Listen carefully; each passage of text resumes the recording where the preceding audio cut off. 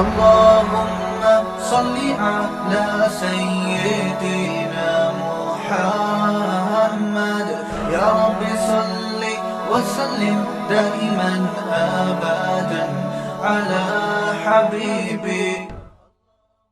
وہ لوگ جو اپنے رب سے ڈرتے ہیں، یہ شور کیوں ہو رہا ہے بھائی؟ بے شک وہ لوگ جو اپنے رب سے ڈرتے ہیں بغیر دیکھے، لہم مغفرۃ، ان کے لیے مغفرت بھی ہے، واجر کبیر، اور بہت بڑا اللہ نے اجر تیار کر کے رکھا ہوا ہے. اس پر میں نے کئی ہفتوں بات کی تھی کہ بغیر دیکھے ڈرنا، یہ بغیر دیکھے اللہ نے کیوں کہا؟ کیونکہ جو لوگ مذہب کو نہیں مانتے ان کی سب سے بڑی دلیل ہی مذہب کی مخالفت میں یہ ہوتی ہے کہ جو چیز ہمیں نظر نہیں آتی ہم اس کو فالو کیوں کریں؟ بار بار یہ نظر نہیں آ رہا، نظر نہیں آ رہا، نظر نہیں آ رہا. تو نظر آتی تو پھر تو پولیس والا نظر آتا ہے جو اللہ سے بہت کمزور ہے، لوگ اس سے بھی ڈرتے ہیں. تو پھر آزمائش نہیں تھی، آزمائش نہیں ہے. امتحان ہمیشہ اس چیز کا لیا جاتا ہے جس میں غور اور فکر اور تدبر سے کام لینا پڑے. بالکل ٹھیک ہو گئی ہے آواز، جزاک اللہ. جس میں غور فکر اور تدبر سے کام لینا پڑے. اللہ نے اپنی نشانیاں پھیلا دیں. پھر شور ہو رہا ہے، آپ وہیں بیٹھ جائیں. اللہ نے اپنی کائنات میں نشانیاں پھیلا دیں. کون ہے جو ان نشانیوں کو دیکھ کر رب تک پہنچے گا اور رب پر ایمان لائے گا؟ اور کون ہے جو ان نشانیوں کو دیکھ کر رب سے منہ موڑے گا؟ اس لیے بغیر دیکھے ڈرنا ہے. ڈرنے کا مطلب کیا ہے؟ اللہ کی جو ذات ہے، قرآن میں جو اللہ نے اپنا انٹروڈکشن کروایا ہے، جو اپنا تعارف کروایا ہے، وہ ایسی ذات کے طور پر نہیں کروایا جس سے ڈرا جائے. دیکھو، جب کوئی آپ کو ڈرانا چاہتا ہے کہ مجھ سے ڈرو تو اپنی بدماشیوں کی پوری رپورٹ پیش کرتا ہے نا. کیا خیال ہے بھائی؟ کوئی علاقے میں نئے ایس ایچ او صاحب آ جائیں اور وہ چاہیں کہ پبلک مجھ سے ڈرے تو ایک ڈنڈا لے کے وہ نکلے گا پہلے دن، اور پوری ایک پولیس موبائل ہوگی، 2-4 چیزوں کو ٹھوکریں مارے گا، 2-4 ہوٹلوں میں جا کے کپ توڑے گا، اور ایسی کوئی تھوڑی سی بدماشی دکھائے گا نا اپنی. لوگ کیا کہیں گے؟ بھائی یہ تو بڑا سخت آدمی آ گیا. کیا خیال ہے؟ ایسے ہی کہیں گے نا، تو بڑے سخت آدمی. کوئی محلے کا دادا آیا ہو نیا نیا مارکیٹ میں، وہ آتے ہی بدماشیاں شروع کر دیتا ہے. تو ان سب چیزوں سے انسان اس سے ڈرنا شروع. عجیب بات ہے، اللہ تعالیٰ کہہ رہے ہیں کہ رب سے ڈرو، مگر قرآن میں جو اللہ اپنا تعارف کروا رہے ہیں وہ اس میں ڈرنے کا عنصر نہیں ہے. قرآن شروع ہو رہا ہے الحمدللہ رب العالمین، تمام تعریفیں اللہ کے لیے ہیں جو تمام جہانوں کا پالنے والا ہے. تو پالنے والے سے تو محبت ہوتی ہے یا ڈرا جاتا ہے؟ آپ اپنے پالنے والے کو جب دیکھتے ہو کہ جو دیکھو بچے کو ماں پالتی ہے تو بچہ ماں سے ڈرتا ہے یا محبت کرتا ہے؟ محبت کرتا ہے. وہ تو جس چیز سے ڈرے گا تو ماں کی طرف جائے گا. بچے کو جب بھی دنیا میں کسی بھی چیز سے ڈر لگتا ہے تو بھاگتا کہاں ہے؟ ماں کی گود کی طرف. اس کو پتہ ہے کہ ماں بچائے گی اور ماں مجھے پالتی ہے. تو اللہ جو اپنا انٹروڈکشن کروا رہے ہیں قرآن مجید میں، تمام تعریفیں اللہ کے لیے ہیں جو تمام جہانوں کا مربی ہے، پالنے والا ہے. آگے اللہ نے اپنی صفت بیان کی، الرحمن، بہت بڑا مہربان، الرحیم، نہایت رحم کرنے والا. عربی بڑی فصیح و بلیغ زبان ہے. اس رحمان اور رحیم کا کوئی متبادل لفظ کسی زبان میں ہے ہی نہیں. انگلش میں کہتے ہیں موسٹ مرسیفل، اردو میں کہتے ہیں بڑا مہربان. حالانکہ رحمان الگ ہے، رحیم الگ ہے. عربی بہت فصیح و بلیغ زبان ہے. دیکھو اللہ کے جو 99 نام ہے نا، 99 جو قرآن میں جن کا تذکرہ ملتا ہے، ان 99 ناموں کا کسی اور زبان میں ترجمہ ہی نہیں ہو سکتا، کیونکہ دوسری زبانوں میں وہ الفاظ ہی نہیں ہیں. اس کو بس وہ موسٹ اور اس طرح کے الفاظ لگا لگا کے نا کوشش کرتے ہیں کہ اس کے قریب پہنچیں. تو اللہ نے اپنا جو تعارف کروایا الرحمن، رحمان بھی مبالغہ ہے. مبالغہ سمجھتے ہو؟ جیسے گڈ بیٹر بیسٹ نا، گڈ کا معنی اچھا، بیٹر کا معنی زیادہ اچھا، بیسٹ کا معنی سب سے اچھا. تو مبالغہ، اس مبالغہ کہتے ہیں کہ کسی میں کوئی صفت کوٹ کوٹ کے بھری ہوئی ہو، کوٹ کوٹ کے کسی میں کوئی صفت بھری ہوئی ہو، تو اس کے لیے عربی میں الگ سے الفاظ استعمال ہوتے ہیں. جیسے آپ یوں سمجھ لیں کہ ایک ڈرائیور ہے. ڈرائیور وہ ہوتا ہے، ڈرائیور کی دو قسمیں، ایک وہ جو گاڑی چلا رہا ہو تو ہم اس کو کہیں گے یہ ڈرائیو کر رہا ہے. ضروری نہیں کہ وہ ڈرائیور بھی ہو، ہر ڈرائیو کرنے والا ڈرائیور نہیں ہوتا. اور ایک وہ ہوتا ہے جو گاڑی نہیں بھی چلا رہا مگر پھر بھی کیا ہے بھائی، ڈرائیور ہے. بات آ رہی ہے سمجھ میں؟ اس کو صیغہ صفت کہتے ہیں. پہلی قسم کو اسم فاعل کہتے ہیں. اسم فاعل کا مطلب ڈرائیو کر رہا ہے، چاہے ڈرائیور ہو یا نہ ہو. اور یہ ڈرائیو نہیں بھی کر کے کیا ہے، ڈرائیور ہے. یعنی اس کو اتنی مہارت ہے کہ اس کی گویا لقب ہے، اس کی صفت پڑ گئی ہے ڈرائیور. بھائی یہ بندہ کیا ہے، ڈرائیور ہے، چاہے وہ ڈرائیو نہیں بھی کر رہا ہو. اور ایک آدمی ڈرائیور نہیں ہوتا لیکن وہ جب ڈرائیو کر رہا ہوتا ہے تو ڈرائیور کہتے ہیں، جب نہیں کر رہا ہوتا تو ڈرائیور نہیں بلکہ انجینئر ہے، یہ تو ڈاکٹر ہے، یہ ڈرائیور تھوڑی ہے. ابھی چونکہ ڈرائیو کر رہا ہے اس لیے ہم اس کو ابھی کیا کہیں گے، ڈرائیور. اس معنی میں نہیں بلکہ اس معنی میں کہ ڈرائیو کر رہا ہے. تو الرحمن کا مطلب یہ نہیں کہ رحم کرنے والا، رحم کرنے والا نہیں، کیونکہ جو جس وقت رحم کر رہا ہوتا ہے اس کو راحم کہتے ہیں. راحم، رحم کر رہا ہے. رحم اس کی صفت ہے یا نہیں ہے، اس کی ذات کے ساتھ چپکی ہوئی ہے یا نہیں، راحم کا لفظ اس کو ڈیفائن نہیں کرتا. بھائی سمجھ میں نہیں آ رہا کیا ہو گیا؟ رحمان کا مطلب ایک معنی تو رحمان میں ایک کا مطلب یہ اس کی صفت لازم ہے، اس کے ساتھ یہ چپکی ہوئی ہے. یعنی یہ گویا رحم جو ہے نا، رحم رحمت والا مادہ، اس کی جیسے ہم دیکھو کوئی کسی موقع پر بہادری کا ارتکاب کرتا ہے تو لوگ کہتے ہیں اس نے بہادری دکھائی، مگر ضروری نہیں کہ وہ بہادر بھی ہو. اور آسان مثال، ایک آدمی بدماش مشہور ہو جاتا ہے، بدماش ہے محلے کا، لیکن وہ اس وقت بدماشی کر تھوڑی رہا ہے. ہر وقت تو کوئی بدماش بھی بدماشی نہیں کرتا، کبھی کبھار وہ شرافت کا مظاہرہ بھی کر رہا ہوتا ہے. تبھی کہتے ہیں ہے بدماش مگر اس دفعہ اس نے بڑی شرافت دکھائی ہے، شر اور آفت نہیں دکھائی، کہتے ہیں نا. لیکن اس کی وجہ سے اس کو شریف نہیں کہتے، ہم شریف نہیں کہتے. شریف وہ ہے جو شرافت میں مشہور ہو گیا ہو، اس کی یعنی جسم کا ایک خاصہ بن چکا ہو، اس کی ایک صفت لازم بن چکی ہو کہ بھئی یہ چونکہ بندہ شریف ہے لہذا یہ تو کبھی غلط کام کرے گا ہی نہیں. تو رحمان اور رحیم یہ صیغہ صفت ہیں، یہ اسم فاعل نہیں ہے. کیا مطلب؟ اللہ کی ذات کے ساتھ رحمت ہمیشہ کے لیے اٹیچ ہو گئی ہے، یعنی اللہ کی صفت لازم ہے کہ اس نے رحمت بہرحال کرنی ہی ہے، کرنی ہے اس نے رحمت. جیسے جو ڈرائیور ہوتا ہے نا، ڈرائیور وہ گاڑی نہیں بھی چلا رہا ہوتا تو ڈرائیونگ آنا یہ بہرحال اس کا ایک لازمی صفت ہے. یہ تو آتی جہاں بھی بٹھا دو گے چلائے گا یہ، اگرچہ بھی نہیں. پائلٹ کسے کہتے ہیں؟ ضروری نہیں جو جہاز اڑا رہا ہو بلکہ جس کو اڑانا آتا ہو. تو اسی طرح راحم عربی میں کہتے ہیں جو رحم کر رہا ہو. رحمان اور رحیم کہتے ہیں رحمت جس کی صفت لازم ہو، اس کی ذات کے ساتھ متصل ہو، یعنی اس کی عادت ہو. تو جو راحم ہوتا ہے یا رحیم یا رحمان ہوتا ہے وہ غضب والا نہیں ہوتا.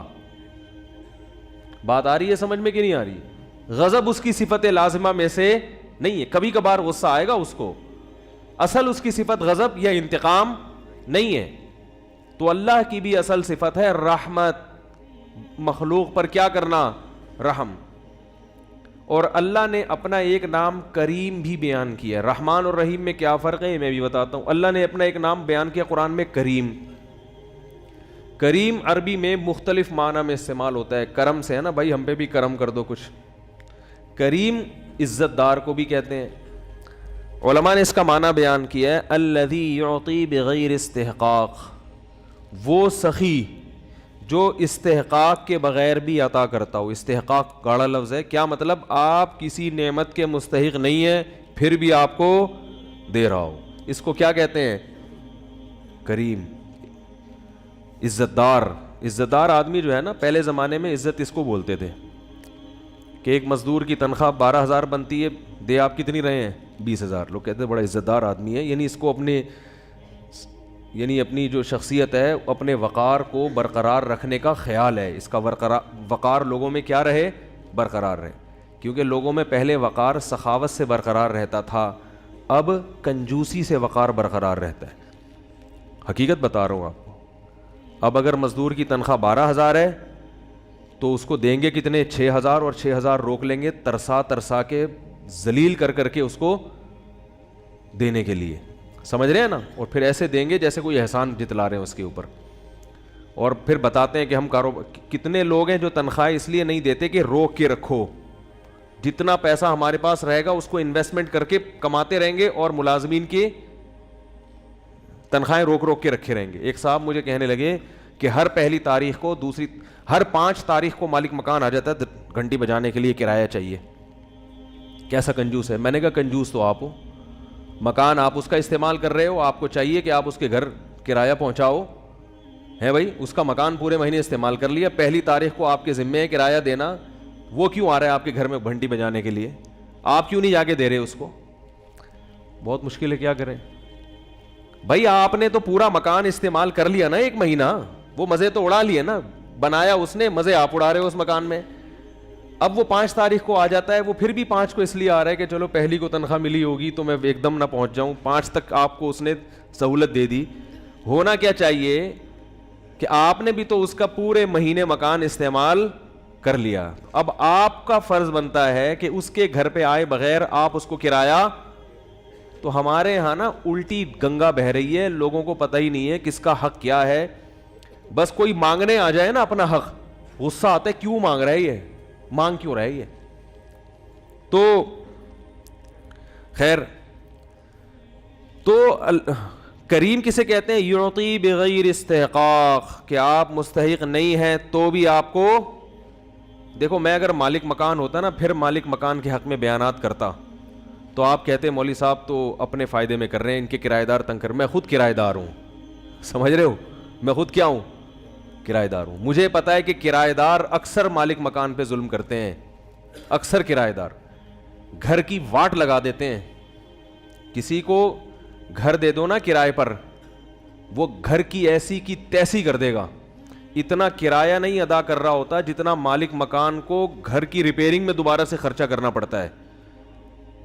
کیا کریں؟ چلو خیر. تو قرآن مجید میں اللہ کا ایک نام کیا ہے؟ کریم، جو بغیر استحقاق کے آپ کو، بولو بھائی، دے رہا ہے. آپ مستحق نہیں ہیں پھر بھی دے رہا ہے. تو اللہ نے اپنے جتنے نام قرآن میں بیان کیے، اور خاص طور پر 2 صفات اللہ نے اپنی بہت زیادہ ہائی لائٹ کی ہیں، الرحمن اور بولو بھائی الرحیم. یہ صفات اللہ کو اتنی محبوب ہیں. پہلے میں رحمان اور رحیم کا فرق بتا دوں. دونوں میں مبالغہ ہے. اچھا، 2 طرح سے مبالغہ ہے. ایک تو یہ کہ راحم کا مطلب اس وقت رحم کر رہا ہے، رحمان اور رحیم کا مطلب رحمت اس کی صفت لازمہ ہے، تو یہ بھی ایک مبالغہ ہو گیا نا. دوسری طرف مبالغہ یہ ہے کہ تھوڑی بھی اس کے، یعنی یہ بہت ماہر، جیسے ڈرائیور جو ہے نا، ڈرائیور ایک نارمل ڈرائیور ہوتا ہے جو گاڑیاں چلاتا ہے بڑے آرام سے، وہ کیا ہوتا ہے؟ ماہر ڈرائیور. تو ماہر ڈرائیور کے لیے الگ سے تو کوئی انگلش میں لفظ نہیں ہے، نہ اردو میں ہے. تو عربی میں مبالغے کے الگ سے صیغے ہوتے ہیں، جس سے پتہ چلتا ہے کہ یہ صفت اس میں بہت زیادہ، ایک تو اس کے لازمی حصہ ہے یہ، دوسرا تھوڑی نہیں ہے بلکہ کوٹ کے اس کے اندر یہ صفت بھری ہوئی ہے. تو الرحمن کا مطلب بھی رحمت بہت زیادہ ہے اللہ کے اندر، اور رحیم کا مطلب بھی رحمت بہت زیادہ ہے اللہ کے اندر. اب بہت زیادہ کا جب دونوں کا مطلب ہی بہت زیادہ ہے تو یہ الگ الگ الفاظ کیوں ہیں؟ کیا ہو گیا بھائی؟ سوال پیدا ہوتا ہے نا کہ جب دونوں کا مطلب بہت زیادہ رحمت ہے تو رحمان کا لفظ الگ کیوں، رحیم کا لفظ الگ کیوں؟ تو علماء نے اس کا مفہوم بیان کیا ہے کہ بہت زیادہ رحمت 2 طرح سے ہوتی ہے. میں اس کو مثال سے سمجھاتا ہوں.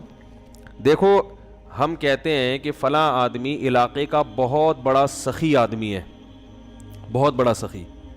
تو بہت بڑے سخی کے دو مطلب ہوتے ہیں. ایک مطلب تو یہ کہ ہر ایک کو نوازتا ہے, کوئی بھی فقیر اس کے پاس چلا جائے قرضہ مانگنے کے لیے, بھیک مانگنے کے لیے, تو کسی کو بھی مایوس نہیں کرتا, چاہے تھوڑا دے مگر دیتا ضرور ہے. یہ بھی بہت بڑا سخی ہے. کیا خیال ہے؟ اتنا سخی تو دنیا میں کوئی نہیں ہوتا, کوئی بھی مانگے تو کچھ نہ کچھ دینا ہی ہے لازمی. اور ایک بہت بڑا سخی وہ ہوتا ہے کہ وہ ہر ایک کو نہیں دیتا. وہ پہلے تھوڑی آواز کم ہو گئی ہے اس کی, وہ تحقیق کرتا ہے, شور ابھی بھی ہو رہا ہے, وہ تحقیق کرتا ہے کہ کوئی مستحق ہے یا نہیں ہے. ہر ایک کو نہیں دیتا, اس کو پتا ہے بھائی فراڈی فقیر بہت معاشرے میں گھوم رہے ہیں, کوئی بھی آئے گا تو بیوقوف بنا سکتا ہے, وہ تحقیق کرتا ہے. لیکن جب تحقیق سے ثابت ہو جائے کہ یہ واقعی مستحق ہے تو پھر تھوڑا نہیں دیتا, پھر چھپڑ پھاڑ کے دیتا ہے اس کو. اس کو بھی لوگ کیا کہتے ہیں؟ یار بڑا آدمی ہے بھائی, بڑا سخی آدمی ہے. تو اللہ تعالیٰ میں جو رحمت والی صفت ہے, یہ دونوں صفتیں اعلیٰ وجہ الکمال ہیں. الرحمن کا مطلب اس کی رحمت سے کوئی بھی بچا ہوا نہیں ہے, کوئی ایسی مخلوق نہیں ہے جس پہ اللہ نے رحم نہ کیا ہو. اور رحیم کا مطلب رحم بھی تھوڑا نہیں کرتا, بہت زیادہ کر رہا ہوتا ہے. تھوڑا رحم نہیں بلکہ بہت زیادہ رحم کرتا ہے وہ. اسی وجہ سے علماء کہتے ہیں کہ رحمان اللہ دنیا میں ہے اور رحیم آخرت میں ہوگا. یہ ایک مفہوم بیان کیا گیا ہے. رحمان کا مطلب ہر ایک پر رحم کر رہا ہے, کافر پر بھی اور مسلمان پر بھی. لیکن رحیم صرف کس کے لیے ہوگا؟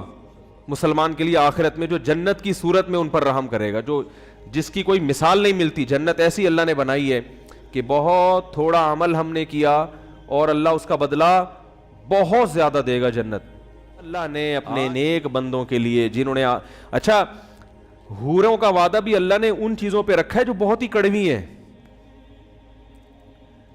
ان چیزوں پہ اللہ نے رکھا ہے. میں حیران ہوتا تھا, حدیث میں آتا ہے جس شخص نے غصے پہ قابو کیا, غصہ آ رہا ہے مگر اللہ کے خاطر وہ غصے کے کڑوے گھونٹ کو پی گیا. یہ بڑا مشکل کام ہے. جب غصہ آئے اور کمزور پہ آئے, طاقتور پہ تو سبھی پی جاتے ہیں. اپنے باس پہ غصہ آ رہا تو کڑوا گھونٹ نکلے گا, باہر نکل کے پھر الٹی کر کے نکال دے گا وہ سارا گھونٹ. باس پہ تو کوئی بھی غصہ نہیں.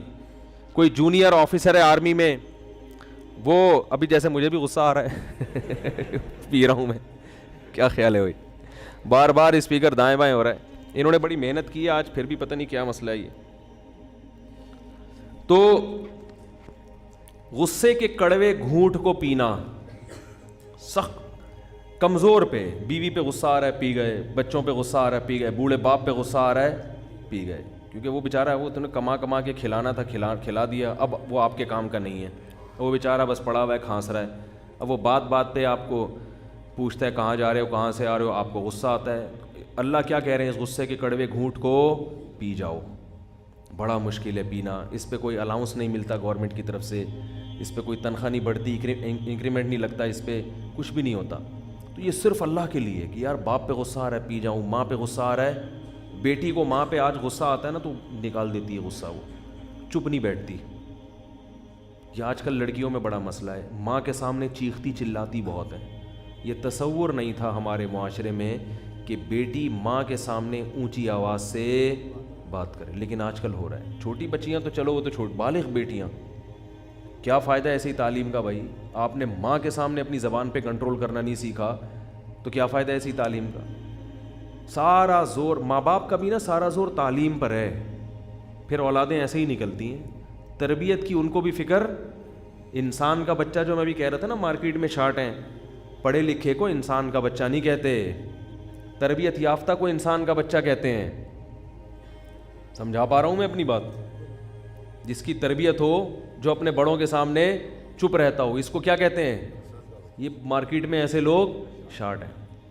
اس لیے میں لوگوں کی عقیدت سے کبھی متاثر نہیں ہوتا. لوگ آتے ہیں ہاتھ پاؤں مفتی صاحب چومتے ہیں, بعض لوگ ہاتھ بھی چومنا شروع کر دیے, حالانکہ میں نہیں پیر و مرشد تو ہوں نہیں. مجھے پتہ ہوتا ہے کہ اس کے مزاج کے خلاف جس دن میں نے بات کی, یہ تھوکنا بھی گوارا نہیں کرے گا. عوام کی عقیدت ایسی ہی ہوتی ہے. میں نے رمضان میں ایک سیاسی جماعت کے حق میں تھوڑی سی بات کر دی تھی, اس کے مخالف پارٹی کا ایک آدمی بیٹھا تھا, اعتکاف توڑ کے چلا گیا. میری عقیدت محبت میں اعتکاف میں آیا یہاں ہماری مسجد میں، مفتی صاحب کی مسجد میں بیٹھوں گا، اتنے اچھے ہیں مفتی صاحب۔ میں نے جو بات کی حمایت میں بھی نہیں کی، وہ ایسی بات تھی جس سے تھوڑی سی حمایت ٹپک رہی تھی کہ فلاں پارٹی کی تھوڑی سی کیا کر رہا ہوں حمایت، وہ تھے اس پارٹی کے کیا مخالف۔ اتنا غصہ آیا ان کو کہ میں تو مفتی صاحب کو نیک آدمی سمجھتا تھا، انہوں نے اس پارٹی کی کیا کر دی، اعتکاف توڑ کے، یہ بھی نہیں دیکھا کہ اعتکاف توڑنا جائز نہیں۔ تو پبلک کی عقیدت سے جو متاثر ہو جائے، سارے ایسے نہیں ہوتے الحمدللہ، کچھ واقعی تمیز کے بھی ہوتے ہیں لیکن یہ عقیدت محبت یہ بڑی عجیب چیز ہے، ذرا سی مزاج کے خلاف ظرف ہے ہی نہیں لوگوں میں۔ بھائی یہ فرض کر لو کہ ان سے غلطی ہو گئی ہوگی، مولوی صاحب سے، انسان ہے، غلطی ہو گئی ہوگی تو غلطی نہیں ہو سکتی کیا؟ بھائی یہ جو فلاں کے بارے میں سپورٹ کر رہے ہیں یہ غلط کر رہے ہیں، ان کے خیال میں صحیح ہے لیکن ہمارے خیال میں کیا غلط، ختم، قصہ ختم، چلو جی اب مولوی صاحب کا بیان سنتے ہیں۔ ساری باتیں تو نہیں آپ کو غلط لگیں گی نا۔ اور بعض دفعہ یہ بھی ہوتا ہے کہ آپ خود غلط ہوتے ہیں، جو بیان کرنے والا ہے وہ جس کی حمایت کر رہا ہوتا ہے وہ حمایت واقعی کیا ہوتی ہے، جیسے یہ غلط ہو سکتے ہیں تو آپ بھی تو غلط ہو سکتے ہیں نا۔ تو ذرا سی بات دائیں بائیں ہو جائے، مزاج کے خلاف ہو جائے، ایک دم عقیدت ختم۔ تو پھر باپ کے ساتھ بھی یہی سلوک ہے، ماں کے ساتھ بھی یہی سلوک، جس کو عالم مفتی کہتے ہیں اس کے ساتھ بھی یہی سلوک، جن کو مولانا تاج مل صاحب کا دیکھو نا کیا حشر کیا، یہ سارا عقیدت مندوں نے ہی کیا ہے۔ حضرت مولانا طارق جمیل صاحب کا جو کچھ دن پہلے بیان آیا تھا، پی ٹی آئی کے تھوڑا سا حق میں جا رہا تھا وہ بیان، تو ان کے جو پی ٹی آئی کے مخالفین تھے انہوں نے کیسی ایسی کی تیسی کر کے رکھی ہے ان کی۔ بھائی آپ ایک آدمی کی محنت دیکھو، ساری زندگی اس سے آپ نے اتنا کچھ سیکھا ہے، اگر زیادہ سے زیادہ غلط کر دیا نا تو بھائی بولو انسان ہے، غلطی ہو سکتی ہے، ان کو نہیں حمایت کرنی چاہیے تھی، انہوں نے کر دی، غلط کیا، بس ختم ہو گئی بات۔ آپ ایک کلپ بنا دو حضرت کی رائے سے متفق نہیں، ختم، سب گالیاں، منافق، یہ بکا ہوا۔ اور ابھی تک میرے پاس ایس ایم ایس آ رہے ہیں میرے خلاف بھی اور ان کے خلاف بھی، اس میں ایسی ایسی فحش گالیاں کہ میں کیا بتاؤں۔ تو یہ کیا ہے، جذبات میں ایک دم پاگل ہو جانا، ایک دم پاگل۔ تو میں یہ سوچتا ہوں کہ جن کو اپنے غصے پہ، اپنے جذبات پہ اتنا بھی کنٹرول نہیں ہے، وہ کیا کیسے زندگی گزارے گا بھائی، کیسے؟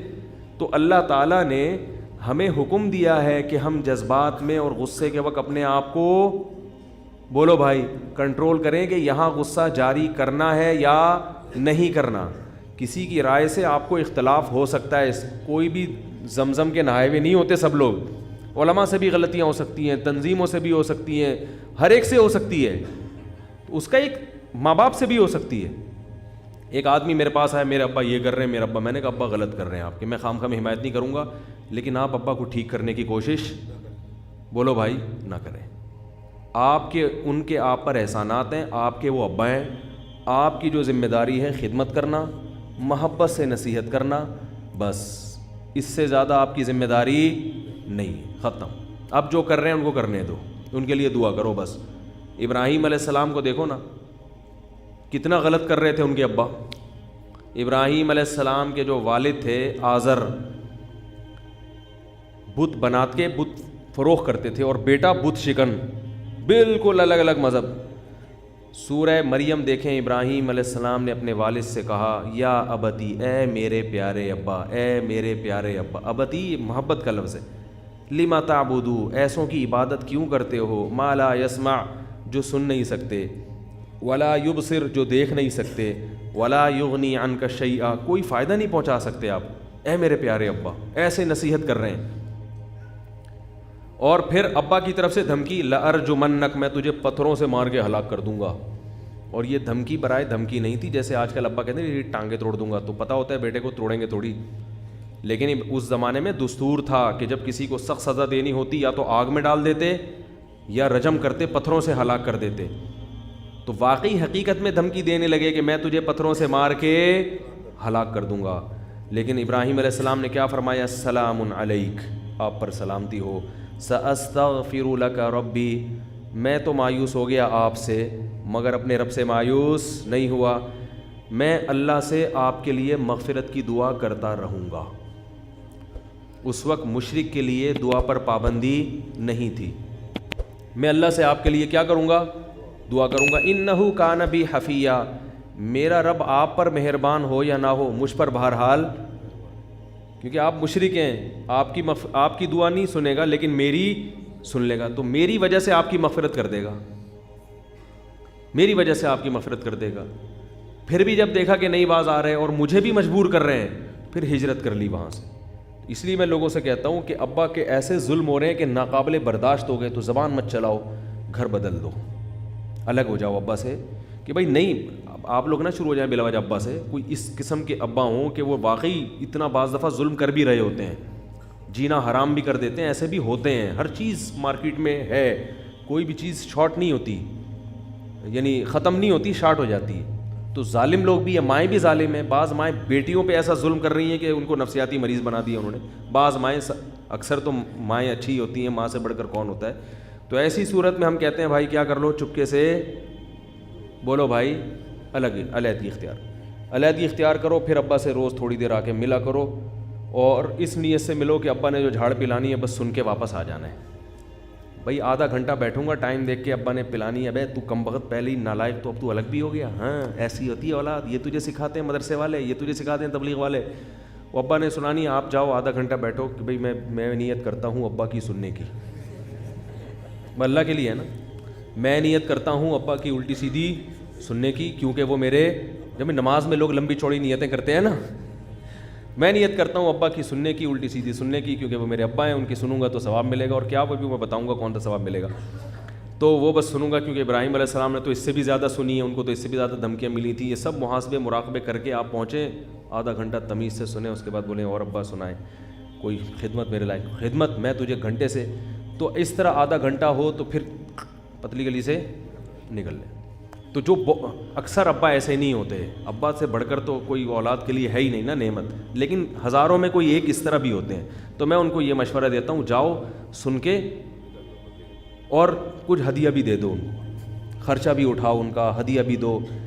دیکھو سب کچھ عبادت سے نہیں ہوتا، آج جو دین کی طرف آتا ہے تو کچھ تھوڑا سا عبادت کی طرف تو رجحان ہو جاتا ہے، اخلاق کی طرف رجحان، اور اخلاق بھی اگر اچھے ہوتے ہیں نا کسٹمر سے اچھے ہو جاتے ہیں، بس مصیبت ہی اخلاق پر۔ حضرت مولانا طارق جمیل صاحب کا بیان سنے گا تو اخلاق کس کے ساتھ اچھے ہو جائیں گے، جا کے کسٹمر کے ساتھ صحیح ہے نا، بیوی کے ساتھ اچھے نہیں ہوں گے، اولاد کے ساتھ اچھے نہیں ہوں گے، ابا کے ساتھ اچھے نہیں ہوں گے، اماں کے ساتھ پھر بھی وہ ویسے کے ویسے ہی رہیں گے۔ تو اینٹ کا جواب پتھر سے دیتے ہیں۔ اسلام میں خونی رشتوں کی اہمیت غیروں سے بہت زیادہ، یاد رکھو، تھوڑی زیادہ نہیں ہے، بہت زیادہ ہے۔ قرآن میں اہل جنت کی جو جہاں بھی صفات بیان کی ہیں، اکثر جگہوں پہ رشتہ داری کا ذکر اللہ نے لازمی کیا۔ میں جب تلاوت کرتا تھا نا ان آیات کی، جب ہم نئے نئے دین کی طرف آئے، یعنی مدرسے کی طرف گئے، تو میں حیران ہوتا تھا کہ یہ تو ویسے ہی انسان میں نیچرل ہے رشتہ داروں سے محبت کی، قرآن اتنا ہائی لائٹ کیوں کرتا ہے اس چیز کو؟ اس وقت میری سمجھ میں نہیں آتا تھا۔ قرآن بار بار یوں کیوں کہتے ہیں اہل جنت رشتہ داری جوڑتے ہیں، رشتہ داری جوڑتے ہیں، رشتہ داروں کا خیال کرتے ہیں، بار بار حدیث میں بھی آتا ہے۔ حالانکہ عربوں میں تو رشتہ داری ویسے ہی جوڑنے کا رواج تھا، بھائی عرب میں سب کچھ، سب برائیاں تھیں، مگر رشتہ داری تو ان میں، یہ تو نیچرل ہے نا۔ جب قبیلہ خاندان ہوگا تو عرب تو اپنے رشتہ داروں کے لیے سر کٹاتے تھے، لڑتے تھے۔ عربوں میں یہ دستور نہیں تھا کہ ایک بھائی کو آپ نے پیٹ دیا تو بس اب گئے، نا نا نا نا نا، ایک بھائی کو کسی نے مار دیا تو اب اس بھائی کے جتنے ریلیٹیو ہیں وہ آپ کو نہیں چھوڑیں گے۔ بولیں گے ہمارے بھائی پہ ہاتھ کیسے اٹھایا؟ وہ تو کٹ جاتے تھے، پوری پوری نسلیں کٹ جاتی تھیں۔ آج بھی قبائلی علاقوں میں اسی قسم کا رواج ہے، وہ ایک قتل ہو جائے تو وہ پرپوتا جا کے انتقام لے رہا ہوتا ہے کہ میرے پردادا کو اس نے مارا تھا، وہ نہیں چھوڑے گا۔ تو رشتہ داری تو اس زمانے میں لوگ جوڑتے تھے، تو قرآن نے پھر اتنا اہتمام، دیکھو بت پرستی کے خلاف قرآن نے بولا اتنا زیادہ، تو سمجھ میں آتا ہے کہ بت پرستی اس وقت معاشرے میں کیا خیال ہے بھائی، پھیلی بھی تھی۔ تو رشتہ داری کو اتنا فوکس کیوں کر رہا ہے قرآن؟ آج سمجھ میں آتا ہے، اللہ کو پتہ تھا کہ ایک زمانہ ایسا آنے والا ہے جس میں فیملی سسٹم تباہ ہو جائے گا، یورپ کا کلچر، مغربی کلچر ہمارے معاشرے میں پھیل جائے گا، پھر لوگ دوستوں کو، کلائنٹ کو، کسٹمر کو اہمیت دیں گے، رشتہ داروں کو اہمیت نہیں دیں گے۔ اور رشتہ داری جوڑنے میں جو برکتیں اور فائدے ہیں وہ دوستیوں میں نہیں ہیں۔ خونی رشتے جو ہے نا، یہ ایک دوسرے کی تربیت کی فکر میں لگے رہتے ہیں، نیچرل ہے یہ، تو یہ جتنے مضبوط ہوں گے، ان میں جتنی زیادہ محبت ہوگی، اتنا ہی معاشرے میں نا صالح افراد پیدا ہوں گے، اچھے افراد پیدا ہوں گے. اور جتنی ان میں آپس میں نفرتیں ہوں گی، اتنے ہی معاشرے میں چور اور ڈاکو زیادہ پیدا ہوں گے. تو یہ بہت، اسلام نے بہت زیادہ اس فیملی سسٹم کو مضبوط کرنے پر زور دیا ہے. یہ تمہارا نظام جو فیملی کا جو سسٹم ہے نا، یہ بہت مضبوط ہونا چاہیے. تو اس کے جوڑ کی بہت کوشش کی ہے.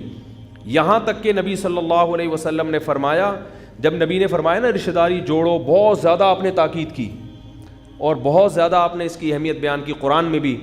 تو صحابہ کو خیال ہوا کہ بھائی رشتہ داری جوڑنے کا مطلب یہی ہے کہ بھائی ہم بھی اچھا سلوک کریں جیسے کہ وہ اچھا کر رہا ہے. تو نبی صلی اللہ علیہ وسلم نے یہ غلط فہمی دور کی. فرمایا کہ نہیں، رشتہ داری جوڑنا اسے نہیں کہتے کہ جو تم سے جڑے تم اس سے جڑو، نا نا نا نا، یہ مطلب ہی نہیں ہے. فرمایا رشتہ داری جوڑنے کی جو میں ترغیبیں دے رہا ہوں، جس پر اللہ نے جنت کی بشارت دی ہے، یہ وہ ہے کہ وہ تم سے ٹوٹے پھر بھی تم اس سے جڑو. یہ بڑا مشکل کام ہے بھائی، بہت بڑا مشکل کام ہے، کیونکہ طیش میں آ جاتا ہے آدمی. کیونکہ انسان اسی سے جڑتا ہے جس سے اس کا کوئی مالی مفاد وابستہ ہو، ورنہ وہ جڑ کے کیا کرے گا. کیا خیال یہ ہو گیا بھائی؟ غلط تو نہیں کہہ رہا؟ ارے بھائی ایک آدمی ناراض ہوتا رہا، لوگ کیا کہتے ہیں، کوئی بھائی سے ناراضی ہو جائے، بہن سے ہو جائے، ہونے دو، میرا کیا اکھاڑ لے گی، کہتے ہیں نا. میں ٹی وی میں آ رہا ہوں، کیا کچھ بول تو لو بھائی. بھائی بہنوں میں لڑائی ہو جائے تو وہ ایک دھمکی دے کہ میں تجھ سے بات نہیں کروں گی، دوسری جواب میں کیا کہتی ہے، تو بات نہ کر کے میرا کیا اکھاڑ لے گی.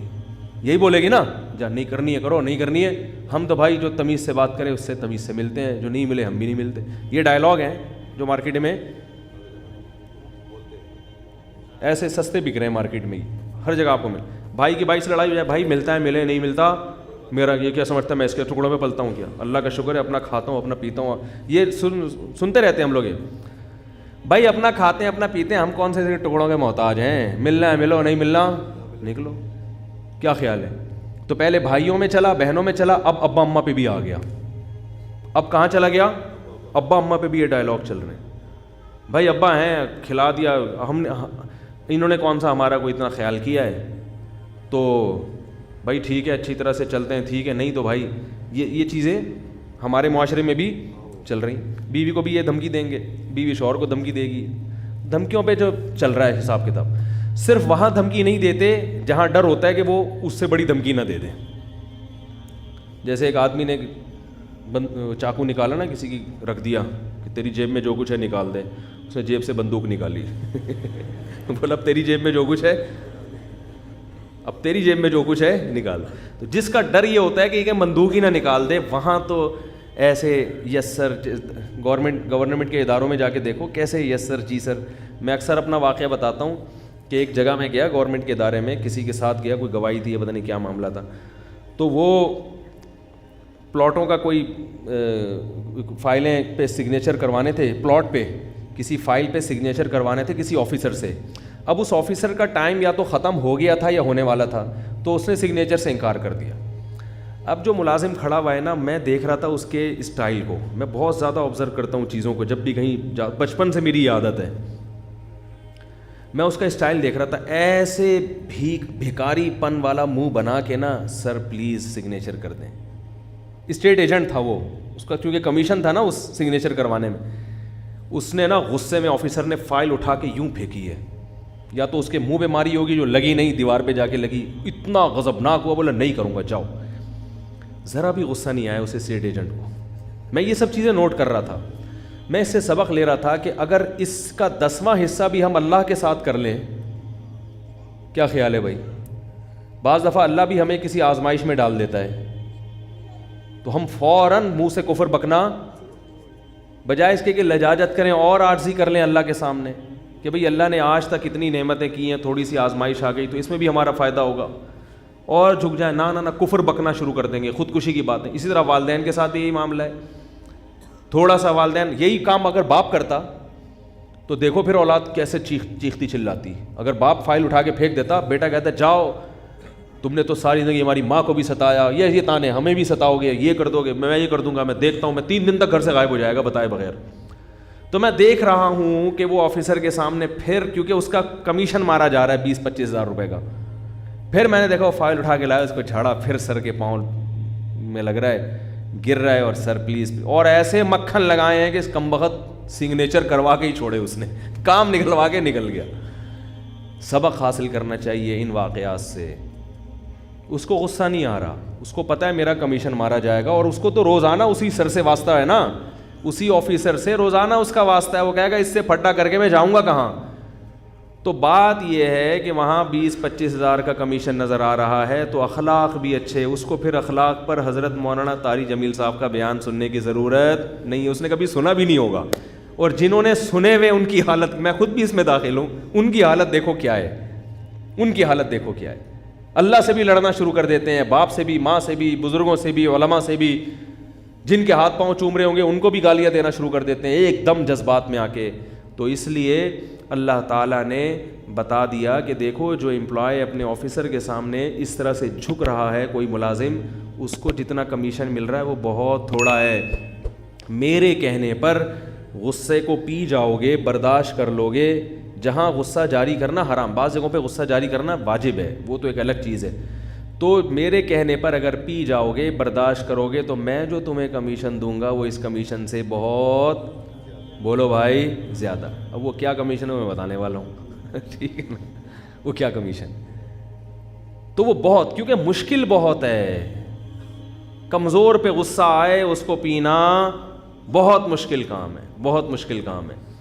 تو اللہ نے کیا فرمایا, صحیح حدیث ہے, صحیح مسلم کی یا صحیح بخاری کی, فرمایا کہ جو شخص غصے پر قادر تھا پھر بھی غصے کے کڑوے گھونٹ کو پی لیا, قیامت کے دن اللہ تعالیٰ میدان حشر میں اس کو بلائیں گے. وَيُزَوِّجُهُ مِنَ الْحُورِ الْعِينِ مَا شَاءَ, کہ اللہ کہیں گے یہ اتنی ساری لاکھوں کروڑوں حوریں کھڑی ہوئی ہیں, ان میں سے جس سے کہے گا تیرا نکاح, بولو بھائی, کر دو. جس سے کہے گا تیرا نکاح. ایک تو جنت کی حوریں, کیا خیال ہے, وہ ویسے ہی مشک و عنبر سے بنایا, پھر ان میں سے بھی آپ کو چوائس دی جائے, کیا خیال ہے, آپ کو کیا دی جائے کہ ان میں سے جس پہ ہاتھ رکھے گا وہ تیری ہو گئی. ایک دفعہ غصہ کا گھونٹ پینے پر یہ اللہ کی طرف سے اجر ہے. اب اس میں لبرل لوگ تو بولیں گے کیا ان لوگوں کو حوروں کی لالچ میں رکھا ہوا ہے. بھائی ہم اللہ پر ایمان رکھتے ہیں, اللہ کی آیات پہ ایمان. اللہ انسان کی فطرت کو جانتا ہے, مرد کی فطرت کو جانتا ہے, اس لیے اللہ نے ہمارے لیے وہی چیز بنائی جو اللہ کو پتہ ہے ان کو سب سے. کیونکہ جو لبرل لوگ ہیں نا, ان کو بھی اگر یہ چوائس دی جائے تو سارے اچھے اچھے بن کے دنیا میں یہ چوائس دے دیں نا, دنیا میں کچھ 15-20 حسین عورتیں کھڑی کریں, اور یہ جو اسلام پر اعتراض کر رہے ہیں ان سے بولیں کہ تم یہ کام کرو, ان میں سے جس پہ ہاتھ رکھو گے تمہاری ہو جائے گی. پھر دیکھو پوری رات تہجد میں کھڑا رہے گا, عشاء سے لے کے, جو مذہب مخالف ہے نا, عشاء سے لے کے فجر تک, فجر سے لے کے پھر عشاء تک نماز ہی پڑھتا رہے گا بیٹھے. تو یہ انسان کی فطرت ہے. اللہ نے جنت میں وہی چیز رکھی ہے جو ہمیں مرغوب ہیں, ایسی چیزیں رکھ دیں جو ہمیں مرغوب ہی نہیں ہیں. تو یہ دین برحق کی علامت تھوڑی ہوگی, یہ کوئی اس کی علامت تھوڑی ہوگی دین برحق ہے, یہ تو اس کی علامت ہوگی یہ دین برحق نہیں ہے. یہ تو انسان کی نیچر ہی نہیں جانتا. تبھی تو قرآن میں آتا ہے کہ جب جنتی جنت میں جائیں گے تو وہ جو چیزیں جنت میں دیکھیں گے تو کہیں گے کہ کلما رزقوا منها من ثمرۃ رزقا قالوا هذا الذي رزقنا من قبل, وہ کہیں گے اللہ یہ تو وہی ہے جو دنیا میں بھی ہمیں تو نے دیا ہے. کیا مطلب, یہی دنیا کی نعمتیں ہیں جو جنت میں بھی ملیں گی, مگر اس کا ذائقہ اور اس کی لذت کو بڑھا دیا جائے گا اور اس میں عیب کو ختم کر دیا جائے گا. جو پھل ہیں نا ان کے ذائقے کو اللہ بڑھا دیں گے, عیب اس میں ختم کر دیں گے. اس کے جو سائیڈ ایفیکٹ ہیں وہ کیا ہو جائیں گے, ختم ہو جائیں گے. وجہ کیا ہے, علماء نے لکھا ہے, سوال پیدا ہوتا ہے کہ یہی نعمتیں کیوں ملیں گی. یہی نعمتیں اس لیے ملیں گی کہ جس چیز سے انسان مانوس ہوتا ہے نا اسی کی طرف اس کا دل مائل ہوتا ہے. اگر دیکھو کتنے لذیذ پھل ہوتے ہیں لیکن آپ نے کبھی نہ کھائے ہو تو پہلی دفعہ نہیں کھائے جاتے ہو. تو جنت میں اللہ یہی نعمتیں, یہی انار, یہی انگور, یہی شہد, یہی دودھ, لیکن اس کا ذائقہ کیا کر دیں گے, بڑھا دیں گے. تو اللہ نے جنت میں بھی عورتیں پیدا کی ہیں مردوں کے لیے. اب خواتین کو اشکال ہوگا آدمی عورتوں کے لیے کیا پیدا کیا. وہ کہیں گی ہم جب غصہ پئیں گے تو ہمیں کیا ملے گا. بھائی وہ بھی تو, ان کو بھی تو اشکال ہوگا نا. ہم جب غصہ پئیں, بیٹی کو ماں پہ غصہ آ رہا پی جائے تو کیا ملے گا. تو بھائی آپ کو بھی کچھ ملے گا, کیا ملے گا یہ مجھے نہیں پتا, کیا ملے گا یہ مجھے لیکن ظاہر ہے جب مرد کو اتنی کوئی نعمت مل رہی ہے تو عورت کو بھی کوئی نعمت ملے گی، کیونکہ اللہ نے آخرت کے معاملے میں مرد اور عورت کا فرق نہیں رکھا. یہ تو قرآن میں جگہ جگہ ہے کہ دونوں کو اجر ملے گا. تو وہ چونکہ ان کو کے لیے حور میں دلچسپی نہیں ہے نا ان کو، تو ان کو کوئی آدمی مل جائے گا کوئی یہ اللہ ہی جانتا کیا ملے گا، لیکن ملے گا بہرحال، کیونکہ بہت بڑا ثواب ہے. کیونکہ اللہ نے اہل جنت کی علامات بیان کی ہیں، والکاظمین الغیظ، یہ غصے کے کڑوے گھونٹ کو پیتے ہیں. آج اور یاد رکھو یہ جو اللہ نے جنت اور جہنم، ہاں میں پہلے وہ بات مکمل کر لوں جلدی سے. رحمان کا مطلب کیا ہوتا ہے؟ سب پہ رحم کرتا ہے. رحیم کا مطلب رحمت بھی بہت زیادہ کرتا ہے. تو یہ بہت زیادہ رحمت بعض علماء کی رائے کے مطابق کہاں ہوگی؟ میری رائے تو یہ ہے کہ اللہ نے دنیا میں بھی بہت زیادہ رحمت کی ہے، اور جنت تو بہت ہی زیادہ ہے، وہ تو بہت زیادہ ہے. تو اب اللہ نے اپنی جو صفات بیان کی ہیں وہ بہت مہربان اور نہایت رحم کرنے والا. تو اس میں ڈرنے کا تو کوئی، پھر ڈریں کیوں بھائی؟ جب اللہ رحم کرنے والا ہے، کیسی رحمت ہے؟ حدیث میں آتا ہے کہ جب اللہ نے اس کائنات کو بنایا، دیکھو جب بھی کوئی نیا ملک بنتا ہے تو ایک قانون بنتا ہے نا، دستور بنتا ہے، آئین بنتا ہے. کیا خیال ہے؟ کیا ہو گیا بھائی؟ ایسا ہوتا ہے کہ نہیں ہوتا؟ جب بھی کوئی نئی ریاست وجود میں آتی ہے تو قانون بنتا ہے کہ بھائی اس ریاست میں اس آئین کے تحت سب سے پہلے یہ لکھا جاتا ہے یہ ایک لبرل حکومت ہوگی یا مذہبی حکومت ہوگی. کیا خیال ہے؟ جمہوری طرز پہ ہوگا یا آمریت اس میں رہے گی، بادشاہت ہے یا جمہوریت ہے، سب چیزیں طے ہو جاتی ہیں. تو نبی صلی اللہ علیہ وسلم نے ارشاد فرمایا کہ اول ما خلق اللہ القلم، جب اللہ نے اس کائنات کو بنایا نا تو کائنات بنانے کے بعد اب اس کے لیے آئین لکھنا تھا. اللہ نے آئین تیار کرنا تھا نا، ایک لا، کہ کیا کس اصول کے تحت اس کائنات کو میں چلاؤں گا. تو لکھنے کے لیے سب سے پہلے کیا چاہیے؟ قلم. یہ ہمیں سمجھانے کے لیے مثالیں دی گئی ہیں. تو اول ما خلق اللہ القلم، اللہ نے سب سے پہلی چیز کیا بنائی؟ قلم. اب یہ دستور، اب اللہ کو الیکشن کرانے کی ضرورت نہیں ہے، سینٹ سے منظور کرانے کی ضرورت نہیں ہے، خود ہی اللہ نے اپنے لیے آئین بنایا جس آئین کا اللہ پابند ہوگا. عجیب دیکھو، یعنی اللہ دستور لکھ رہے ہیں کس کے لیے؟ اپنے آپ کو پابند کرنے کے لیے. خود اللہ اپنے آپ کو پابند کرنے کے، میں ان اصولوں کا پابند رہوں گا. یہ تعبیرات ہیں. فرمایا سب سے پہلی چیز جو اللہ نے اس قلم سے لکھی ہے، سب سے پہلی چیز بنائی قلم، اور اس سے کیا لکھا؟ سب سے پہلا لفظ جو اللہ نے لکھا ہے سبقت رحمتی علی غضبی، کہ میری رحمت میرے غصے پر غالب رہے گی. میری رحمت میرے غصے پر، یعنی اصول قیامت تک کے لیے اللہ نے ہمیشہ کے لیے بنا دیا. کیا مطلب؟ رحمت کی کوئی ریزن نہیں ہوگی. بات آ رہی ہے سمجھ میں؟ غالب کا مطلب یہی ہے نا بھائی، غصے کے موقع پہ غصہ آئے گا، سب کو آتا ہے، اللہ کو بھی غضب آئے گا غضب کے موقع پہ، لیکن رحمت غالب رہے گا. کیا مطلب؟ رحمت کسی ریزن کی محتاج، یعنی کسی پہ ترس کھاؤں گا، رحم کروں گا، اس کا کوئی سبب، یعنی ضروری نہیں کہ کسی نے کچھ اچھا کیا ہو تو میں اس پہ رحم کروں، ویسے ہی رحم کروں گا. اور غضب پر رحمت غالب کا مطلب بعض دفعہ ایسا بھی ہوگا کہ ایک پہلو اس کا تقاضا کرتا ہے کہ اس پہ رحم کیا جائے، اور ایک پہلو سے دیکھا جائے تو اس پہ یہ غضب کا مستحق ہے، تو رحمت والے پہلو کو ایسے موقع پہ کیا کر دوں گا؟ بولو بھائی، غالب. رحمت والے پہلو کو کیا کر دوں گا؟ غالب. تو یہ نہیں کہا کہ میرے اندر غضب ہی نہیں ہے، غضب کبھی پھر تو جہنم ہی نہ بناتا اللہ تعالیٰ، نافرمانوں کو کبھی سزا دیتا ہی نہیں. کیا مطلب؟ رحمت کے آثار زیادہ مرتب ہوں گے، معاف کرنے کا عنصر زیادہ رہے گا، سزا دینے کا عنصر ختم نہیں ہوگا، کم ہوگا. تبھی دیکھو قرآن میں آتا ہے وَيَعْفُو عَنْ كَثِيرٍ، فرمایا بہت ساری مصیبتیں تمہاری بدعمالیوں کی وجہ سے آتی ہیں، لیکن ساتھ ساتھ یہ بھی بتا دیا وَيَعْفُو عَنْ كَثِيرٍ، ساری بدعمالیوں کی سزا میں نہیں دیتا، بہت ساری خطائیں کیا کرتا ہوں؟ معاف کرتا ہوں. یعفو مٹا دیتا ہوں. ہمیں تو بہت تھوڑی غلطیوں کی سزا مل رہی ہوتی ہے، اس پہ ہم اتنا چیخ رہے ہوتے ہیں، سب غلطیوں کی ملنا شروع ہو جائے تو کسی قابل ہی نہ رہیں. زیادہ تر کیا کر رہا ہوں؟ معاف، اور وہ بھی بغیر، یعنی بغیر وجہ کے. اور اگر معافی کی وجہ ہو، یعنی غلطی کر کے توبہ کر لی، پھر یہ اللہ نے اپنے اوپر لکھ دیا ہے کہ توبہ کرنے والے کو کیا کروں گا. آئین میں کیا لکھا ہے اللہ نے؟ جو توبہ کرے گا تو اپنے اوپر معافی کو کیا کر لیا اللہ نے؟ واجب. توبہ کو واجب کر لیا. 99 سال تک کوئی گناہوں میں مبتلا رہے, 99 سال میں اس کافر کو خیال آیا آج میں توبہ کر کے اسلام کی طرف آتا ہوں, آج میں گناہوں سے توبہ کرتا ہوں, تو اس کے آنے میں تو دیر ہو سکتی ہے, اللہ کے معاف کرنے میں دیر نہیں ہو سکتی. کیسے عجیب الفاظ ہیں حدیث کے, یا عبادی لو بلغت ذنوبک عنان السماء ثم استغفرونی لغفرت لکم ولا ابالی. یہ لا ابالی کے الفاظ بڑے عجیب ہیں. نبی نے فرمایا کہ اللہ تعالیٰ کہتے ہیں کہ اے میرے بندو, اگر تم گناہ کر کر کے زمین اور آسمان کے خلا کو پر کر دو, بھر دیا تم نے گناہوں سے, اب سچے دل سے توبہ کر رہے ہو, اے اللہ اب سے اپنی زندگی کیا کر رہا ہوں میں. توبہ کا مطلب یہ نہیں استغفار کی تسبیح ہو, یا اللہ اب جو کچھ ہو چکا معاف کر دے, آئندہ نہیں کروں گا. یہ اس جذبے سے جو توبہ کرے گا تو فرمایا معاف کر دوں گا. بس اتنا کافی ہونا چاہیے نا بھائی, بات مکمل ہو گئی. اللہ نے اصول بیان کر دیا کہ اگر زمین آسمان کے خلا کو بھر دیا گناہوں سے, توبہ کر لی تو کیا کر دوں گا, معاف, ختم ہو گئی. بھائی ہمیں اصول سمجھ میں آ گیا, بھائی توبہ کا دروازہ موت تک کھلا ہوا ہے, ختم. آگے اللہ کو یہ کہنے کی کیا ضرورت تھی, والا ابالی, معاف کرنے میں کسی کی پرواہ نہیں کروں, یہ کہنے کی کیا ضرورت تھی. بہت مشکل ہے سمجھانا بھائی. اس الفاظ کا بظاہر کوئی تک بنتا ہے بھئی, اللہ کو کیا ضرورت کسی کی پرواہ کی, اور کون ہے.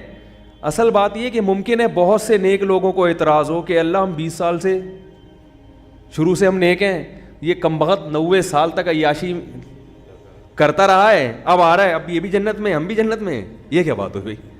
ممکن ہے فرشتوں کو اعتراض ہو, اے اللہ یہ کیا, یہ تو 2 لفظ توبہ کے تو ہر آدمی بول سکتا ہے بڑے آرام سے بیٹھے بیٹھے ہیں بھائی. مثال کے طور پر ابھی جو کیسز چل رہے ہیں مختلف ہمارے سیاستدانوں پہ, اگر وہ کہتے ہیں ہم معافی مانگتے ہیں قوم کے سامنے, قوم چھوڑے گی؟ بولے یار بھائی اتنے پیسے کھا گئے ہیں, قوم یہی بولے گی نا بھائی یہ کیا مسئلہ ہے, ایسے کیسے معاف کر دیں, کیا خیال ہے بھائی. یا کسی نے اور جرائم کیے ہوں, بہت سارے کیسز چل رہے ہوں, وہ 2 لفظ بولے معاف کر دو, تو عجیب بات ہے کہ معافی مانگنے کے لیے بھی یہ لوگ تیار نہیں ہوتے. تو لیکن اللہ کیا کہہ رہے ہیں کہ زمین اور آسمان کے خلا کو بھر دیا ہو گناہ, تھک گیا ہو گناہ کر کر کے, اور پھر مجھ سے معافی مانگے. معافی کا وہ مطلب جو میں بیان کر رہا ہوں, آئندہ نہیں کروں گا, بس اب میری زندگی بولو بھائی چینج, ختم, اب میں چینج ہو رہا ہوں. تو اللہ فرماتے ہیں اصول کیا ہے, معاف کروں گا اور کسی کی پرواہ, کسی مولوی کی پرواہ نہیں. مولوی بولیں گے, مولوی صاحب بولیں گے اللہ ہم بچپن سے نماز پڑھتے آ رہے ہیں, یہ بھی کم وقت ابھی آیا ہے بھائی, اس کو بھی تو معاف کر رہا ہے. وہ اتنے لوگوں کو اس نے قتل کر دیا, یہ 99 انسانوں کے قاتل نے توبہ کی تھی نا, اور وہ مقتول کہہ سکتے ہیں اللہ ہمیں تو مروا دیا صحیح ہے نا, اس نے ہمیں مار دیا سب کو. 100 راہب کہے گا کہ میں نے اس کو بولا تھا کہ توبہ نہیں ہو سکتی, سینچری پوری کر کے اس نے مجھے بھی قتل کر دیا. وہ حدیث میں واقعہ آتا ہے نا, لیکن 99 انسانوں کو ایک شخص نے قتل کیا, تو ایک راہب کے پاس گیا, ایک بزرگ کے پاس گیا, کہنے لگا میں نے 99 کو قتل کیا, کیا میری توبہ قبول ہو سکتی ہے؟ اس نے کہا نہیں ہو سکتی. اس نے کہا چلو پھر سینچری پوری کرو یار, 99 کا تو کوئی حساب بنتا ہی نہیں ہے, جب جانا ہی جہنم میں ہے تو کچھ کر کے تو جاؤ نا. راہب کو بھی مار دیا ٹھیک ہے نا, 100 آدمی قتل کر دیے. پھر کسی عالم کے پاس گیا, بھئی میں نے 100 انسانوں کا قتل کیا, کیا میری توبہ قبول ہو سکتی ہے؟ اس عالم نے کہا کیوں نہیں ہو سکتی بھائی, اللہ سے معافی مانگ رہے ہو, اللہ معاف کرنے والا ہے, توبہ کرو. وہ عالم تھے نا, علم تھا ان کے پاس, ان کو پتا تھا کہ اگر میں نے بول دیا تو 101 ہو جائیں گے کیا ہو جائیں گے, 101 ہو جائیں گے. اور یہ بھی اللہ سے بھی ڈر تھا ان کو. تو فرمایا اللہ ابالی, اللہ کہتے ہیں مجھے کسی کی پرواہ نہیں ہے, کیونکہ یغفر لمن یشاء, میں کوئی جمہوری طرز کا حاکم نہیں ہوں کہ الیکشن سے مجھے سلیکٹ کیا ہو, مجھے مخلوق کے سامنے جواب دینا ہو کہ بھائی کیوں, اصل میں اس کی وجہ یہ تھی کہ دیکھو نا ایکچولی اگر ہم اس طرح سے معافی کا آپشن نہ رکھیں تو پھر تو کوئی توبہ کرے گا ہی نہیں, اس لیے ایکچولی اس میں نہ اللہ فرماتے ہیں مجھے اس کی ضرورت نہیں ہے, میں خدا ہوں, تمہارے مشورے سے میں خدا نہیں بنا, ٹھیک ہے نا. تو میں نے شروع میں لکھ دیا تھا کہ میری رحمت میرے غصے پہ غالب. یہ تمہاری اسمبلی نہیں ہے کہ ہر تھوڑے دن میں آئین چینج ہو رہا ہے. 73 کے آئین کے تناظر میں کچھ اور تھا اور 75 کے آئین کے تناظر میں, تو یہ اسمبلی تھوڑی ہے. میں نے شروع میں یہ بات لکھ دی تھی میری رحمت میرے غصے پہ غالب. تو جب تک یہ قتل کر رہا تھا میرا غصہ تھا, اب چونکہ میری طرف آ رہا ہے تو رحمت و غصے کو کچل کے فنا کر دے گی.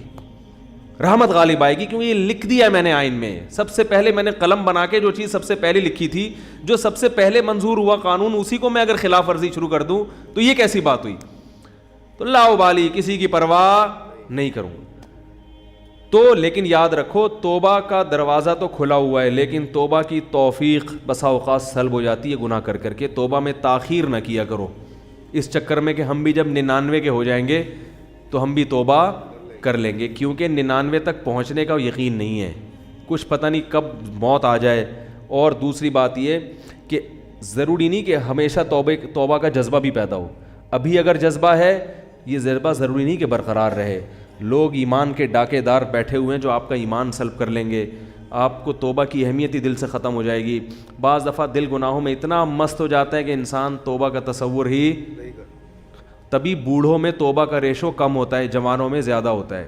یقین نہ آئے تو دیکھ لو سروے کر کے، بوڑھے لوگ اسلام کم قبول کرتے ہیں، جوانوں میں اسلام قبول کرنے کا ریشو زیادہ ہے. حالانکہ جوانی میں جو غیر مسلم اسلام لا رہا ہے اس کی عیاشیاں چھوٹ رہی ہیں. کیا خیال ہے؟ بوڑھے کے لیے تو اسلام آسان ہے نا بھائی. جو کفر کی حالت میں آپ نے عیاشیاں کی، بڑھاپے میں تو اب وہ عیاشیاں نہیں ہو سکتی. اب اسلام لانے میں کیا جا رہا ہے؟ صرف کلمہ پڑھو، پھر بھی نہیں پڑھتے ہو. بڑھاپے میں اسلام لانا آسان ہے مگر اسلام لانے کا ریشو کم ہے.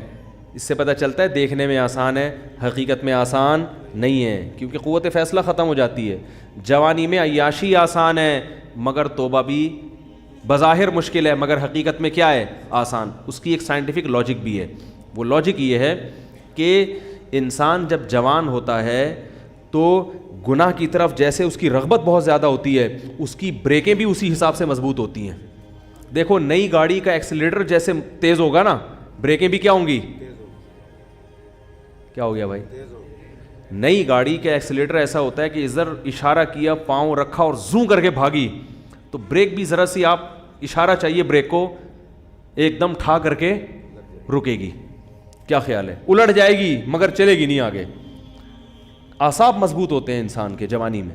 جیسے رغبت ہو رہی ہے نا گناہ کی طرف، تو اگر وہ برداشت کر کے بچنا چاہے گا ایسے ہی بریکیں بھی کیا ہوں گی؟ بولو بھائی، مضبوط. اور پرانی گاڑی میں کیا ہوتا ہے؟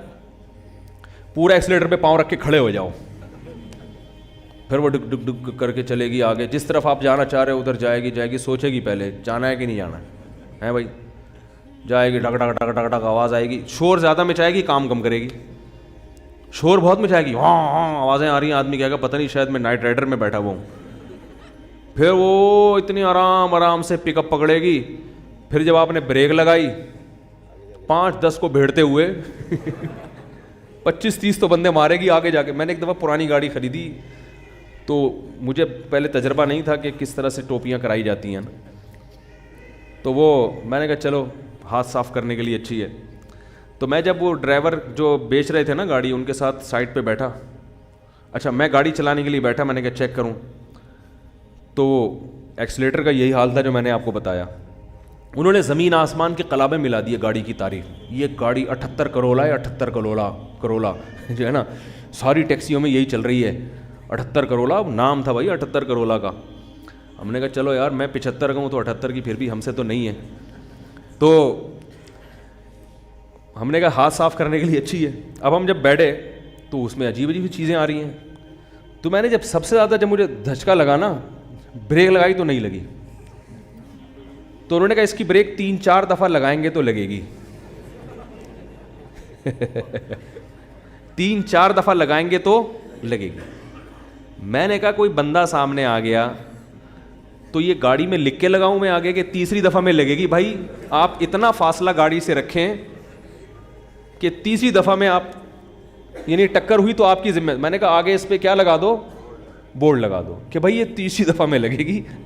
میں نے کہا لے پکڑ بھائی اپنی گاڑی، یہ 78 ہم 75 کے اس سے اچھے ہیں، اللہ کا شکر ہے. کیا خیال ہے؟ ہم 75 کے اس سے اللہ کا، ہماری پھر بھی پہلی دفعہ میں لگ جاتی ہے بریک. تو انسان کی عمر، مقصد بوڑھوں کا مذاق اڑانا ہرگز نہیں ہے، لیکن ایک حقیقت ہے کہ جب انسان کی عمر زیادہ ہوتی ہے تو اس کی میں اندر خواہشات تو کم ہوتی ہیں، لیکن اگر کسی طرف اس کا دل مائل ہو گیا تو بریک نہیں لگی. اس میں اعصابی قوت نہیں ہوتی، وہ روک نہیں پائے گا اپنے آپ کو. اسی وجہ سے وہ اگر بد نظری جوانی میں نہیں چھوٹی تو بڑھاپے میں نہیں چھوٹتی. جوانی میں آپ کنجوس تھے تو بڑھاپے میں سخی نہیں ہو سکتے, یہ دماغ میں رکھو, ٹھیک ہے نا. جوانی میں آپ نے اچھے کام نہیں کیے تو بڑھاپے میں اب تیر نہیں مارو گے. یہ جو بوڑھے ہمیں مسجدوں میں نظر آتے ہیں یا اچھے کام کرتے ہوئے, یہ وہ ہوتے ہیں جنہوں نے جوانی اچھی گزاری ہوتی ہے. بڑھاپے میں فلمیں دیکھنے کا شوق بڑھتا ہے, یاد رکھو. بوڑھوں میں جو انٹرنیٹ پر بیہودہ فلمیں دیکھنے کا رجحان ہے وہ زیادہ ہے ان بوڑھوں میں جن کو جوانی میں یہ چسکے لگ چکے تھے. حالانکہ ان کو وہ لذت نہیں آتی, وہ مزہ نہیں آتا, مگر ان سے برداشت نہیں ہوتا. جس نے جوانی میں کنٹرول کر کے چھوڑ دی, بڑھاپا اچھا گزرے گا اس کا. تو بریک جو ہے نا, جیسے آپ کا ایکسیلیٹر تیز ہے تو بریکیں بھی ابھی کیا ہیں, مضبوط ہیں. تو یاد رکھو. اسی طرح غیر مسلم, وہ اس کو عیاشی نظر آتی ہے کفر میں, لیکن اسلام لانے والے بھی کیا ہوتے ہیں, جوان ہوتے ہیں زیادہ تر. جوانوں کو عیاشی بھی, لیکن وہ چھوڑ دیتے ہیں, برداشت کرتے ہیں سب. بڑھاپے میں اسلام بہت آسان ہے, مگر بوڑھوں میں اسلام کا ریشو ختم تو نہیں ہے لیکن بہت کم ہے. وہ نہیں آتے, وہ کہتے ہیں چھوڑو یار, ایک زندگی گزارنے بس. حالانکہ ان کو پتہ ہے کہ ہم غلط مذہب پہ تھے. کیا جا رہا ہے کلمہ پڑھنے میں بھائی, اب آپ کو تو اب ساری زندگی نماز کبھی نہیں, ہم کہیں گے حج بھی اب اس بڑھاپے میں فرض نہیں ہوگا. کچھ بھی نہیں کرنا ہے, ایک کلمہ پڑھنا ہے, 5 ٹائم نمازیں شروع کر دینی ہے. رمضان کے روزوں میں بھی رعایت ہو گئی ہے کہ جو بہت زیادہ بوڑھا ہو وہ فدیہ بھی دے سکتا ہے. کچھ بھی نہیں کرنا, کلمہ پڑھنا ہے, اور اسی گھر میں رہ لو. یہ تھوڑی کہہ رہے خاندان کو چھوڑ کے جاؤ, لیکن ایک کلمہ زبان سے نہیں نکلے. وہ قوت فیصلہ ختم ہو گئی, کانفیڈنس ختم ہو گیا, وہ ذرا سی بھی مخالفت برداشت کرنے کی صلاحیت نہیں رہی. تو اس لیے اس امید پر کہ اللہ 99 سال میں توبہ قبول کرتا ہے, 99 کا انتظار مت کرو. اور ایک بات یہ بھی رکھو کہ توبہ تو قبول ہوگی, مگر وہ مقام نہیں ملے گا جو اس شخص کا ہے جو شروع سے دین پہ چلتا آ رہا ہے. سمجھ میں آ رہی ہے بات؟ جو شروع سے دین, کیونکہ وہ کئی سال سے نماز پر ہے تو وہ اتنا آگے جا چکا ہے کہ اب آپ نے ٹریک چینج کر تو دیا, جہنم والا ٹریک نہیں اب جنت والا ہے, لیکن وہ بہت آگے جا چکا ہے اور آپ اس سے بہت پیچھے ہو, بہت پیچھے ہو. وہاں تک اب وہ نکل گئے آگے. تبھی قرآن میں آتا ہے والسابقون السابقون اولئک المقربون. کچھ لوگ اہل جنت میں سے ہوں گے اور کچھ سابقین میں سے ہوں گے جو جنت میں بھی بہت آگے جا چکے ہوں گے. تو اسی وجہ سے نبی نے فرمایا نا, قیامت کے دن اللہ 7 آدمیوں کو عرش کے سائے میں جگہ دے گا. ان میں ایک وہ بھی ہے شاب نشا فی عبادت اللہ عز وجل, جس نے جوانی میں اللہ کی اطاعت کی ہو. تو توبہ تو سب کی قبول ہے, 99 سال میں بھی جاؤ گے جنت میں, جہنم میں نہیں جاؤ گے, لیکن درجات میں بہت زیادہ, بولو بھائی, فرق ہوگا. اس لیے میں نے اکثر دیندار دیکھے ہیں, ایک ہم بچپن کی بات کر رہا ہوں کہ 25-26 سال کی عمر میں ہمارے, میں تو چھوٹا تھا اس وقت, وہ ان کی عمر 25 سال تھی, انہوں نے توبہ کی, دین پر آ گئے, اب تک قائم ہے الحمدللہ. ان کو افسوس ہوتا تھا کہ میں نے جو 10 سال کی عمر ضائع کی, اس کی کسی طرح تلافی ہو جائے. صرف 10 سال ان کے ضائع ہوئے تھے, 15 سے لے کے 25, بالغ ہو جاتا ہے انسان 15 میں. اس 10 سال پہ ان کو کیا ہوتی تھی, ندامت. تو یہ سچی توبہ کی علامت ہوتی ہے کہ انسان کو پچھلے پر ندامت ہو کہ یار وہ ٹائم بھی نکل گیا ہاتھ سے, کہاں تک پہنچ چکے ہوتے. میں نے کہا یہ سچی توبہ کی علامت ہے. میں نے کہا اس کی تلافی اب یہ ہو سکتی ہے کہ جو 10 سال ایک نارمل آدمی جتنی عبادت کرتا ہے, آپ اگلے 10 میں اس سے ڈبل کر لو. کیا خیال ہے بھائی؟ یہی ہو سکتا ہے. جیسے گلوکار نے توبہ کی تھی نا, واقعہ میں اکثر سناتا ہوں, زندگی گانوں میں گزاری. تو ہمارے حضرت کے پاس آئے تھے, ان کا انتقال ہو گیا, تو انہوں نے حضرت سے کہا کہ میں نے زندگی گانوں میں گزاری, گانے گاتا رہا میں, اچھی آواز تھی میری, تو اب مجھے خیال ہوا کہ توبہ تو اللہ نے قبول کر لی, اب جنت کے ٹریک پر تو انشاءاللہ چل پڑے, لیکن پچھلی کی تلافی بھی ہونی چاہیے. تو میں نے 10-15 سال ضائع کیے, تو اب ان کے ذہن میں یہی آیا کہ یہ اچھی آواز میں تلاوت میں لگاؤں اب. کیا خیال ہے؟ تو اس طرح کے جو لوگ تلافی کرتے ہیں, اولئک یبدل اللہ سیئاتہم حسنات, قرآن کہتے ہیں اللہ ان کی گناہوں کو نیکیوں میں تبدیل کر دیتے, تو ان کی تلافی ہوتی ہے, یہ بھی اسی مقام تک پہنچ جاتے ہیں. تو پھر کچھ ایسا کرنا پڑتا ہے, نہیں تو چلو جنت میں مل گئی, بڑی بات ہے یار, 99 سال میں اتنی بدماشی اللہ معاف کر دے, وہ درجات نہ ملے, جنت چھوٹا سا کھانچا بھی مل گیا جنت کا, اور کیا, ایک آدھ حور بھی مل گئی. کیا خیال ہے؟ ایک آدھ حور بھی مل گئی تو بھی سستا سودا نہیں ہے, بہت اچھا سودا ہے یہ. تو اللہ تعالیٰ ہم سب کو اپنی رحمت کا مستحق بنائے. یہ جو بات تھی ادھوری رہ گئی ہے کہ جب اللہ رحمت ہے اس میں اتنی, تو ہمیں ڈراتا کیوں ہے؟ تو اصل میں اللہ اپنے آپ سے نہیں ڈراتا, اپنی نافرمانی سے ڈراتا ہے. کہ جو اتنا رحیم ہے, اتنا کریم ہے, وہ معاف کرے گا لیکن ہر چیز کی ایک لمٹ ہوتی ہے. اس لمٹ سے آگے کراس کرو گے تو پھر اس کا غضب جوش, کیونکہ غضب ختم نہیں ہوا ہے اس میں, اس لیے اللہ ڈرا رہا ہے کہ اللہ کی نافرمانی سے ڈرو. یخشون ربہم بالغیب, جو اپنے رب سے بغیر دیکھے ڈرتے ہیں. کیا مطلب؟ رب کی نافرمانی سے ڈرتے ہیں, گناہ سے ڈرتے ہیں. تو ہمیں رب سے محبت کرنے کا حکم ہے, ڈرنا ہے رب کی نافرمانی سے. سمجھے؟ یعنی اللہ نافرمانی پہ سزا دیتا ہے, تو رب سے تو محبت کی جاتی ہے, اللہ کے قرب حاصل کیا جاتا ہے. تبھی اہل اللہ کو نمازوں میں مزہ آتا ہے, کیونکہ وہ اللہ سے قریب ہو جاتے ہیں نا نماز میں, تلاوت میں مزہ آتا ہے ان کو. تو ہمیں اللہ سے محبت کا حکم ہے, لیکن ڈرنا وہاں ہے جہاں اللہ کی نافرمانی ہو رہی ہے. اللہ تعالیٰ سے دعا ہے اللہ تعالیٰ سمجھنے کی عمل کی توفیق عطا فرمائے.